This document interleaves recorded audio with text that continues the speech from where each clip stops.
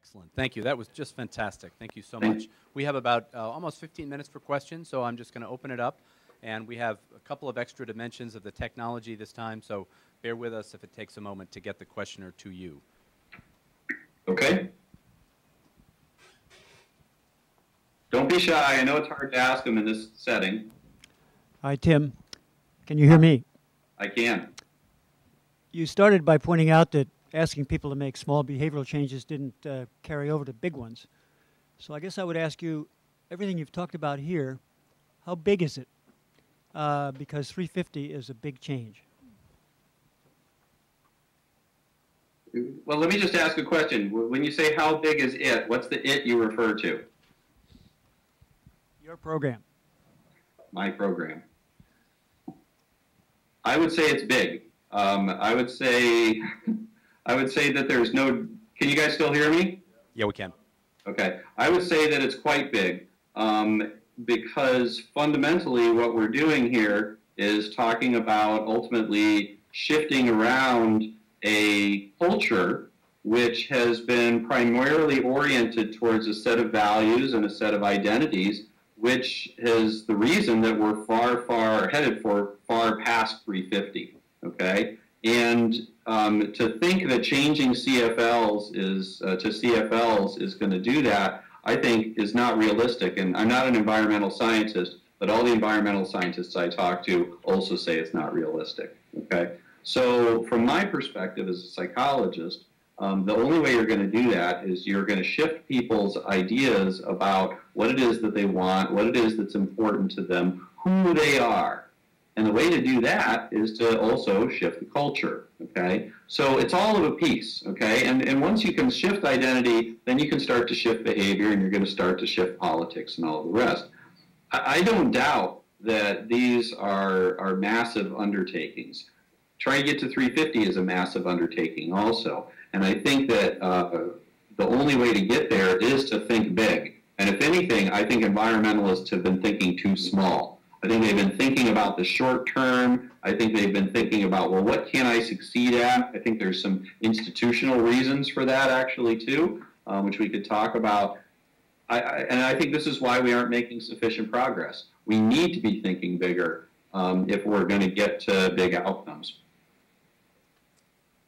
Tim, I'm going to ask a question from the perspective of your perspective and mine too as a university professor.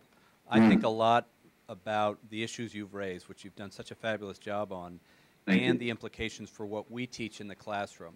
As an example, from my end, I was teaching our environmental studies senior seminar last spring, and we got into the issues of identity and the meaning of life and, you know, what's it all about kind of thing. And I would say about half the students got that and understood that at the core of trying to be a change agent was to have that internal discussion, helped by being part of a learning community. I wonder if you could share how your work translates into what you do in the classroom. Okay. Well, there's three main things that I would say that I do.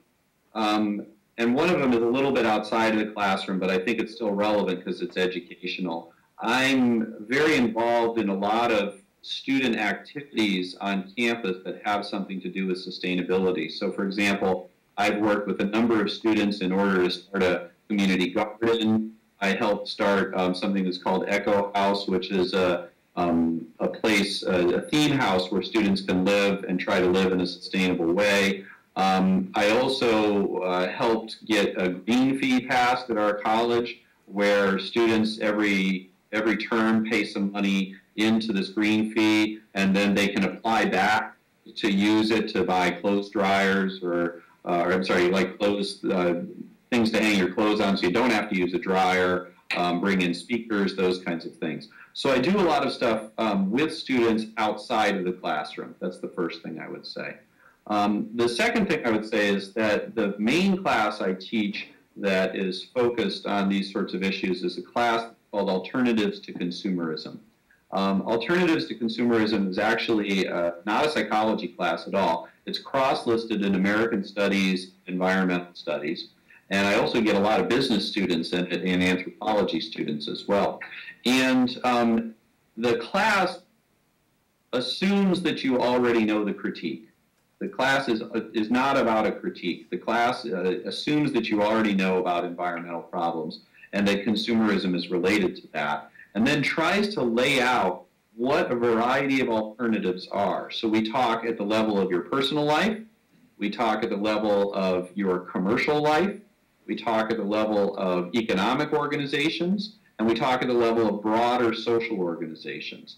And what I do at the class is I present to the students and we talk about alternatives which have already been used and which people are already doing right now as ways to live in a less consumeristic, more sustainable way. And the reason that I teach that class ultimately is because I think it gives students hope. I think that, and I didn't talk about this today, but one of these other aspects of identity is these coping mechanisms, right? And we're blasting a bunch of 20-year-olds with the idea. I mean, what I always tell to my students is, look, when I was growing up, we had to worry about nuclear annihilation. You have to worry about nuclear annihilation and climate disruption and the loss of bees and frogs, okay? And that's true. That's where they are. Now, my sense is that that can lead people down some pretty unfortunate path as a way to cope. Well, why should I even bother? I may as well go party, or I'm going to make as much money as I can make so that I'm living in a gated community when it all comes down.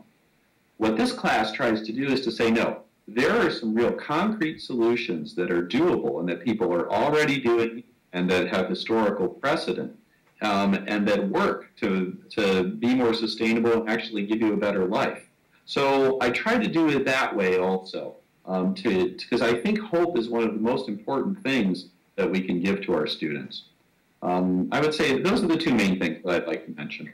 That's great. Thanks so much. Yeah. Who's next?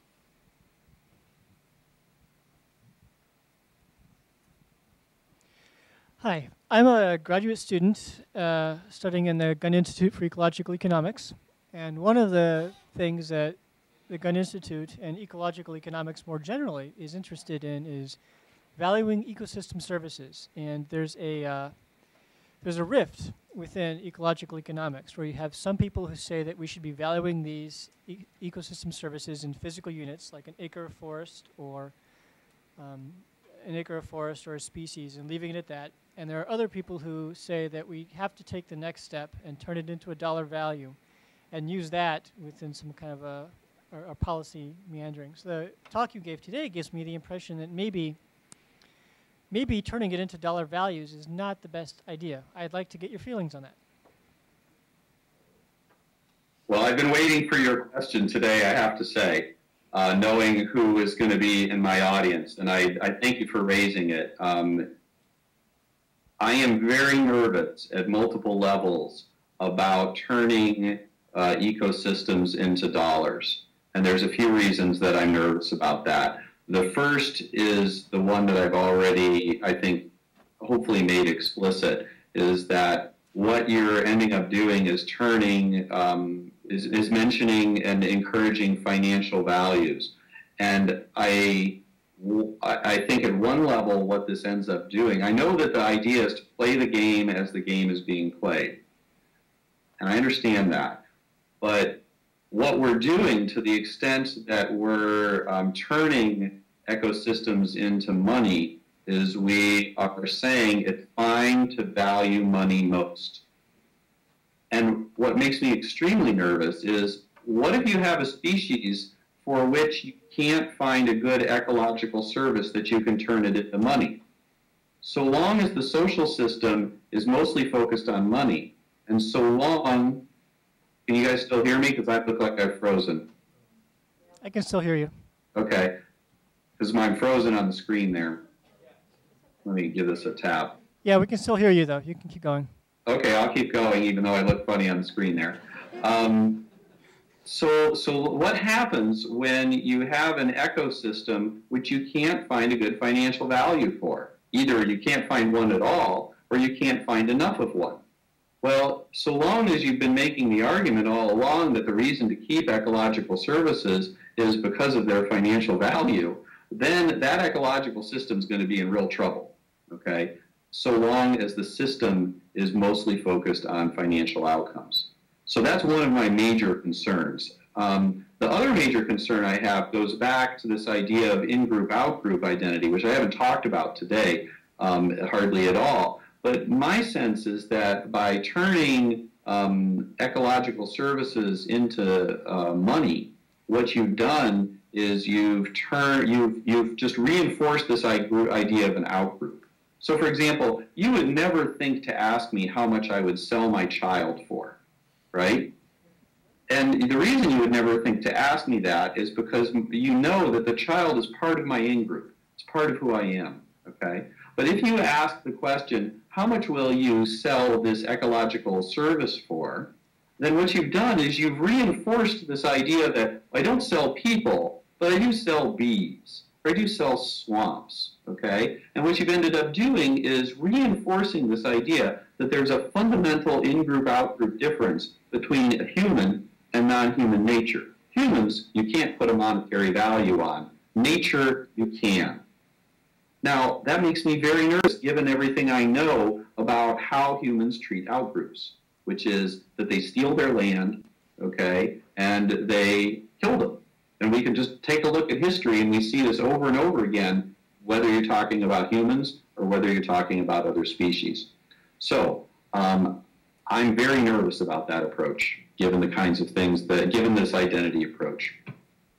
Thank you. Well, Tim, I'm afraid that we're coming towards the end, and it's too bad, because this has just been a wonderful talk and a great Q&A, and I think we've got about half an hour, at least more of that, but we do have to end this lecture. I believe you will be joining us in this same disembodied state in a senior class. I think so. So give us a few minutes to set that up. I'm also going to speak for the group that of those two choices you offered, taking a walk or going out and getting drunk and getting into a car accident, we hope you follow the former path. That's my plan.